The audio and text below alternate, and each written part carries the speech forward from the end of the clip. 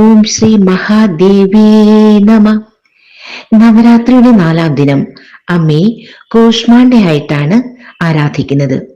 കൂഷ്മാണ്ഡ ദേവിയെ ആരാധിക്കുന്നത് വഴി ആരോഗ്യം മെച്ചപ്പെടുകയും സമ്പത്തും ശക്തിയും വർദ്ധിക്കുമെന്നാണ് വിശ്വാസം. കു എന്നാൽ ചെറുത്, ഊഷ്മ എന്നാൽ ചൂട് അഥവാ ജീവൻ, അണ്ഡ എന്നാൽ മുട്ട. പ്രപഞ്ചത്തിന്റെ സൃഷ്ടാവായ ദേവിയാണ്. ദേവിയുടെ പുഞ്ചിരിയിലൂടെയാണ് ഭഗവാൻ വിഷ്ണു പ്രപഞ്ചത്തെ സൃഷ്ടിച്ചതെന്നാണ് പറയുന്നത്. ദേവിയുടെ പുഞ്ചിരി ഒരു പ്രകാശമുള്ള മുട്ടയുടെ രൂപം സ്വീകരിച്ച് പ്രപഞ്ചമായി മാറി എന്നാണ് സങ്കല്പം. സൂര്യനെ സൃഷ്ടിച്ചത് കൂഷ്മാണ്ഡ ദേവിയാണെന്നാണ് വിശ്വാസം.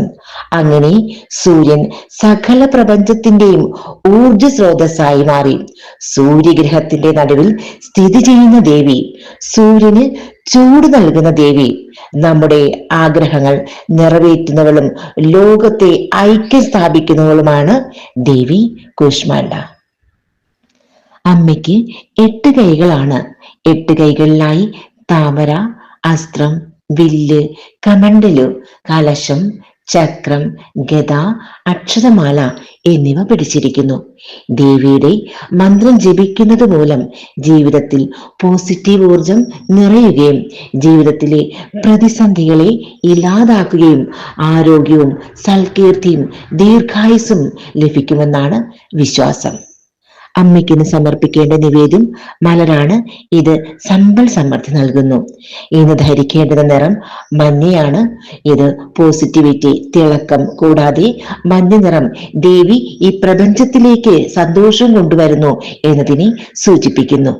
അമ്മയുടെ മന്ത്രം: സുരാസമ്പൂർണ കലശം രുദ്രാപ്ലുത മേവച ദധാന ഹസ്ത പത്മാഭ്യാം കൂഷ്മാണ്ഡ ശുഭദാസ്തുമേ.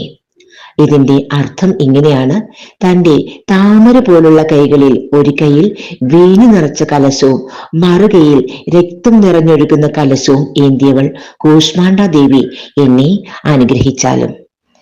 ദേവി സ്തോത്രം: യാ ദേവി സർവഭൂതേഷു മാം കൂഷ്മാണ്ഡ രൂപേണ സംസ്ഥിത നമസ്തസ്യൈ നമസ്തസ്യൈ നമസ്തസ്യൈ നമോ നമഃ.